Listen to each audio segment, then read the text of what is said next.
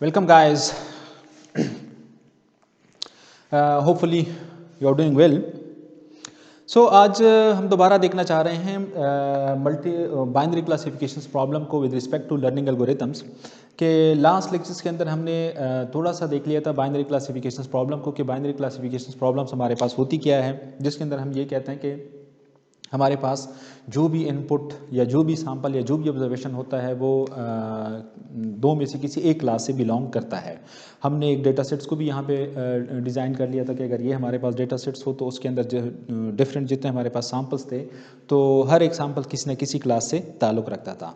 Basically अगर हम थोड़ा सा क्लासिफिकेशंस को अगेन रिवाइज करना चाहें कि क्लासिफिकेशंस हमारे पास होती क्या है, क्लासिफिकेशंस के अंदर हम इनफैक्ट जो भी हमारे पास डेटा आता है उसको हमने डिफरेंट पार्ट या क्लासेस या ग्रुप्स के अंदर कैटेगराइज करना होता है। अब जो ग्रुप्स होते हैं या जो क्लासेस होते हैं वो हमारे पास मैक्सिमम कितनी हो सकती हैं? दो मैक्सिमम हमारे पास हो सकती हैं। इट मीन्स कि जो भी हमारे पास इनपुट आती है या जो भी हमारे पास इनपुट डेटा आएगा, this input data must belong to one of the two classes. For example अगर आप लोग एक क्रिकेटर का डेटा ले लें और उस क्रिकेटर को आपने ग्रुप करना है कि क्या वो फॉर्म में है या इन फॉर्म है या आउट ऑफ फॉर्म है, तो ऑब्वियसली आपने उसके पहले 10-15 मैचेस का डेटा उठाना है, जिसके अंदर आपने ये देखना है कि उसने कितनी दफ़ा नॉट आउट रहा है, कितना स्कोर्स किया है, उसने कितनी 50s की हैं, कितनी सेंचुरीज की हैं। तो उसके बेस पे आप क्या कहते हैं, उसको आपने किसी एक ग्रुप के अंदर कि क्या वो फॉर्म में है या आउट ऑफ फॉर्म है। जो क्लासिफिकेशन प्रोसेस हमारे पास होगा वो फिर क्या होगा कि जब कभी हमारे पास कोई नया इनपुट या कोई भी नया डेटा हमारे पास आता है तो हमने क्या करना होगा, उसको उसके रिस्पेक्टिव ग्रुप के अंदर रखना होगा। डिपेंड्स अपॉन इट्स फीचर्स के उस सैंपल्स के फीचर्स या उस इनपुट के फीचर्स क्या क्या हैं, कैरेक्टरिस्टिक्स क्या क्या हैं और ये किस क्लास से बिलोंग कर सकता है। ओके आज हम थोड़ा सा ये देखना चाहते हैं with respect to learning algorithms कि एक क्लासिफिकेशंस प्रॉब्लम के लिए हमारे पास लर्निंग एल्गोरिथम क्या होगा और उस लर्निंग एल्गोरिथम्स को हम डेटा कैसे फीड कर सकते हैं। उसका जो ट्रेनिंग या टेस्टिंग है, मोस्टली हम बात करते हैं कि हमने अपने मॉडल को ट्रेन करना है, हमने मॉडल को टेस्ट करना है, तो वो हम कैसे कर सकते हैं। सो अगेन टॉपिक हमारा वही कंटिन्यू हम करते हैं, binary classification, binary classification and machine learning, machine learning के बेसिकली बाइनरी क्लासिफिकेशंस प्रॉब्लम को यूज़ करके एक कंप्यूटर एक मशीन कैसे लर्न करता है और कैसे वो प्रिडिक्ट कर लेता है। ओके अच्छा, अगर मैं उसी तरह एक डेटा सेट्स दोबारा बना लूँ, लेट मी राइट फास्ट। सो ये मेरे पास इसके अंदर डिफरेंट कॉलम्स हैं और ये मेरे पास क्या है, डिफरेंट रोज़ हैं। और ये लेट सपोज मैं कहता हूँ 1 2 3 अप टू 1000 रोज़ हैं। और ये मेरे पास इसका क्या है, लेट सपोज मेरे पास फीचर 1, फीचर 2, फीचर 3, फीचर 4 और ये मेरे पास जो है, ये मेरे पास इसको मैं कहता हूँ लेबल या मैं इसको कहता हूँ टारगेट या मैं इसको कहता हूँ क्लास। जो लास्ट वन मेरे पास कॉलम है उसको मैं लेबल भी कहता हूँ, इसको मैं टारगेट भी मैंने नाम दिया और इसको मैंने क्लास भी कहा। ओके अब मैं क्या कर लेता हूँ कि सबसे पहले इसमें जितनी भी हमारे पास इनपुट्स होंगे, इस पार्ट को मैं कहता हूँ मैंने अपने डेटा सेट्स को 2 पार्ट के अंदर डिवाइड किया। एक पार्ट मेरे पास ये है और एक पार्ट मेरे पास ये, जिसके अंदर मेरे पास टारगेट या लेबल है सिर्फ। सो ये मेरे पास मैंने अपने डेटा सेट्स को 2 पार्ट के अंदर डिवाइड किया, फीचर 1, फीचर 2, फीचर 3, फीचर 4, ये मेरे पास एक पार्ट बना और जो टारगेट या लेबल ये मेरे पास दूसरा पार्ट बन गया। ओके अब यहाँ पे रिस्पेक्टिव मेरे पास जो लेबल्स हैं, let's suppose 0 0 1 1 1 and so 0। So means 1000 रोज़ हैं मेरे पास, 1000 रिकॉर्ड्स हैं। अच्छा ये जो मेरे पास रोज़ हैं इसको फॉर एग्जांपल मैं कुछ नाम इंटरचेंजेबली मैं अक्सर यूज़ करता हूँ। ये इसको मैं कहता हूँ कि ये मेरे पास इनपुट भी है, ये मेरे पास सैंपल्स भी हैं और ये मेरे पास ऑब्जर्वेशन भी है। ऑब्जर्वेशंस भी हैं। सो इसको मैंने 3 नाम दिए कि ये जो कुछ मेरे पास है, ये मेरे पास इनपुट है, सैम्पल्स हैं, ऑब्जर्वेशंस हैं, एट्सेट्रा। अच्छा, अगर मैं इस कंप्लीट सेट को देख लूँ, डेटा सेट्स को देख लूँ, और मैं कोई भी एक सैंपल उठा लूँ या एक इनपुट उठा लूँ, तो एक इनपुट मेरे पास किस तरह बन रहा है, एक इनपुट के एक इनपुट मेरे पास लेट्स सी कि मेरे पास जो फीचर्स हैं 1 2 3 4, ये मेरे पास F1 F2 F3 F4, और ये मेरे पास क्या है, क्लास। और ये मेरे पास क्या है, क्लास। और ये क्लास किससे बिलोंग करता है, लेट्स सपोज मैं कहता हूँ 0 को। ओके, ये मेरे पास इनपुट है और ये इनपुट किस क्लास से बिलोंग करता है, 0 से। इसी तरह यहाँ पे जो मेरे पास 1000 सैंपल्स हैं, 1000 इनपुट्स हैं, इसमें से हर एक सैंपल क्या करेगा, अपने रिस्पेक्टिव एक क्लास से बिलोंग करेगा। सो मेरा पहला काम क्या है, अब मैंने अपना एक लर्निंग एल्गोरिथम या अपना एक क्लासीफायर बनाना है, और उस क्लासीफायर्स के साथ मैंने 2 किस्म के काम करने हैं। जो भी मेरा क्लासीफायर होगा, हमने क्या क्या काम करने हैं।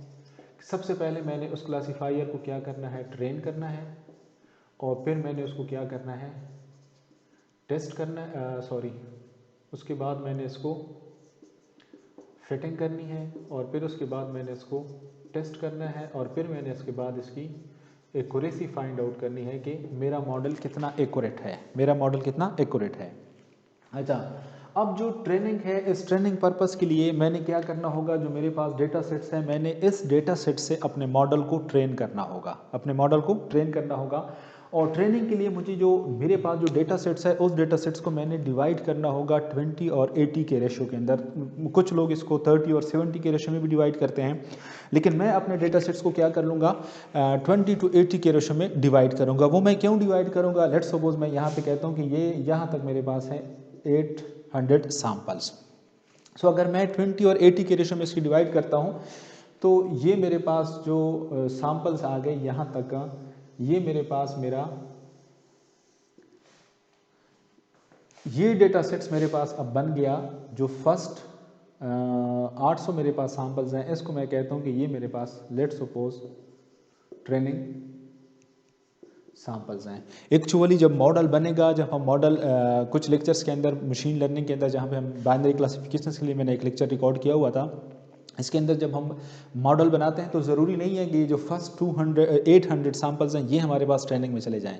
रेंडमली सेलेक्ट होंगे, इसमें से कोई भी 800 सैम्पल आपके जो ट्रेनिंग सेट होगा उसके अंदर 800 सैम्पल्स चले जाएंगे। लेकिन यहाँ पे सिंपल समझाने के लिए मैं ये बात कर रहा हूँ कि लेट सपोज हमारे पास 800 सैम्पल या जो फर्स्ट 800 सैम्पल्स थे वो हमारे पास चले गए। लेकिन अगर आप लोग थोड़ा सा इसको लेट मी क्लैरिफाई इट कि टोटल मेरे पास जो सैम्पल्स थे, टोटल सैम्पल्स आर इनपुट, वो मेरे पास 1000। सो ट्रेनिंग सेट के अंदर मेरे पास 800 सैम्पल्स मेरे पास ट्रेनिंग के अंदर चले गए, और टेस्टिंग के लिए मेरे पास कितने सैम्पल्स बच गए, टेस्टिंग के लिए मेरे पास बच गए 200 सैम्पल्स। सो 800 सैम्पल से मैंने अपने मॉडल को ट्रेन करना है। मॉडल को मैं क्लासीफायर भी कहता हूँ, एल्गोरिथम भी कहता हूँ। सो 800 सैम्पल से मैंने क्या करना है, अपने मॉडल को ट्रेन करना है। लेट्स सपोज ये मेरे पास क्या है, मेरा जो मॉडल है, दिस इज माई मॉडल, ये मेरे पास ओके ये मेरा मॉडल है, इसको मैं मॉडल भी कहता हूँ, और ये मेरे पास क्या है, इसको मैं क्लासीफायर भी कहता हूँ, इसको मैं क्लासीफायर भी कहता हूँ। सो फर्स्ट फेज के अंदर मैंने अपने डेटा सेट्स को, ये मेरे पास कंप्लीट डेटा सेट था जिसके अंदर 100 सैम्पल्स थे, ट्रेनिंग सेट्स 800 और टेस्टिंग सेट मेरे पास 200 सैम्पल्स। ओके, अब मैं ये मेरा मॉडल है, और इस मॉडल को अब मैंने ट्रेन करना है इन सैम्पल्स के साथ। सैम्पल्स के साथ मैं कैसे ट्रेन करूँगा, ये मैंने एक सैम्पल्स, कोई भी एक इनपुट सैम्पल जो कि ट्रेनिंग सेट से है, ये मैंने वहाँ से उठा लिया है। अब मैं ट्रेनिंग कैसे करता हूँ, मैं इनपुट सैम्पल्स देता हूँ with features along with the target class. Feature along with the target class means जो मेरे पास यहाँ पे इस मॉडल के अंदर जो मॉडल ट्रेनिंग के लिए डेटा हम इस्तेमाल करेंगे, वो डेटा किस तरह हमारे पास होगा, data with label. Data with label, data with label से क्या मुराद है? This is data and this is label, this is label. So मेरे पास मैंने इस ट्रेनिंग को पहला इनपुट दिया, ये मैंने डेटा दिया और ये मैंने इसके साथ लेबल भी दिया। क्यों मैंने इस तरह किया? क्योंकि ये मेरे पास एक मॉडल है, कंप्यूटर है, जिसको ये समझ नहीं आ रही कि मैंने इस किस्म का अगर मेरे पास डेटा आ जाता है तो व्हाट डज इट मीन। अब मैंने उसे क्या बता दिया कि अगर आपको इस किस्म का डेटा आ जाता है तो ये उसका लेबल भी है। सो अगर आपको इस तरह का मिलता जुलता डेटा दोबारा आपके सामने आ जाए तो आपने इसको किस क्लास के अंदर रखना है? आपने इसको इस 0 क्लास के अंदर रखना है। सिमिलरली मैंने उसे ये डेटा भी एक उठा के दे दिया, ये वाला जिसका आउटपुट 1 है, and so up to 800 sample. मैंने 800 sample along with their respective labels ये मैंने फीड कर दी अपने मॉडल के अंदर, जिसके थ्रू उसने क्या कर दी? अपनी ट्रेनिंग उसने कंप्लीट कर दी, उसने अपनी ट्रेनिंग कंप्लीट कर दी। अच्छा, अब जब ट्रेनिंग उसने कंप्लीट कर दी, अब मैंने ये देखना है कि क्या मेरा मॉडल वेल ट्रेंड हुआ है या नहीं हुआ है। तो उसके लिए मैं क्या करूँगा? मेरे पास जो रिमेनिंग 200 सैंपल्स रह गए थे, उन सैंपल्स के थ्रू मैंने इसको क्या करना है? अब इसको मैंने टेस्ट करना है, इसको मैंने टेस्ट करना है। टेस्ट करने के लिए मैं क्या करूँगा? मेरे पास 200 सैंपल्स रह गए थे, इसी तरह वो सैंपल्स मेरे पास किस तरह रह गए थे? अगर मैं एक सैंपल्स का शेप ड्रा कर लूं, F1, F2, F3, F4 और ये मेरे पास लेबल आर क्लास, इसी तरह इसकी भी कुछ वैल्यूज थी और ये मेरे पास लेट सपोज 1। अच्छा, अब मेरे पास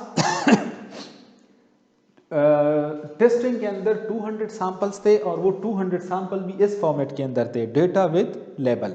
लेकिन मैंने जब अपने मॉडल को टेस्ट करना है तो मैं किस किस्म का डेटा दूंगा? मैं सिर्फ डेटा दूंगा यहां तक। I will provide only data, मैं सिर्फ डेटा प्रोवाइड करूंगा to check whether my model predict the correct class or not. मैं अपने मॉडल को सिर्फ लेबल्स ये डेटा दूंगा ताकि वो प्रिडिक्ट कर सके कि ये डेटा किस क्लास से ताल्लुक़ रखता है, किस क्लास से ताल्लुक़ रखता है। सो मैंने इस डेटा सेट्स को मेरे जो मेरा मॉडल है, इसको मैंने ये जो टेस्ट डेटा था ये मैंने सारा इसको दे दिया for testing purpose, for testing purpose. अब ये मैं इसको डेटा दे रहा हूँ। फॉर एग्जाम्पल मैंने एक सैंपल दिया और वो एक सैंपल्स में यहाँ पे जो टेस्ट फॉर्म के अंदर मेरे पास डेटा होगा, लेट सपोज मेरे पास ये टेस्टिंग फॉर्म के अंदर डेटा होगा F1, F2, F3 and F4 और इसकी कोई जो फीचर्स हैं उसके जो वैल्यूज़ होंगी लेट सपोज 1, 2, 3 एंड 4।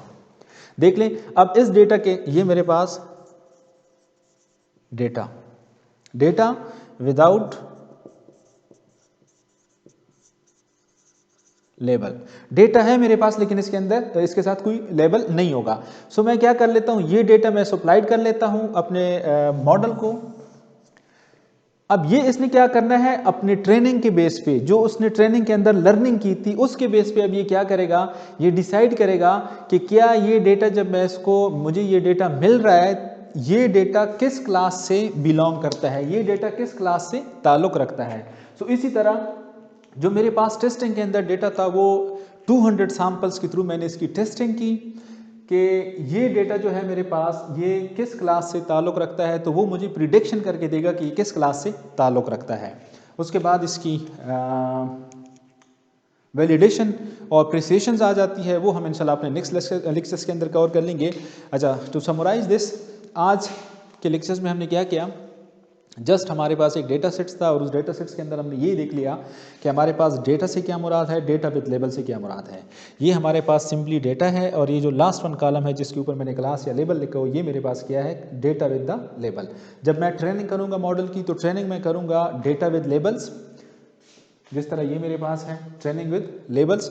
इस किस्म के सैम्पल्स के थ्रू मैं ट्रेनिंग करूंगा, और जब मैं टेस्टिंग करूंगा तो टेस्टिंग मैं परफॉर्म करूंगा यूजिंग सिंपल डेटा, कोई उसके अंदर मेरे पास लेबल नहीं होंगे, सो दैट कि मैं ये देख सकूं कि मेरे जो मॉडल की ट्रेनिंग है वो क्या सही हुई है या नहीं हुई है। So thank you very much, wait for the next lecture.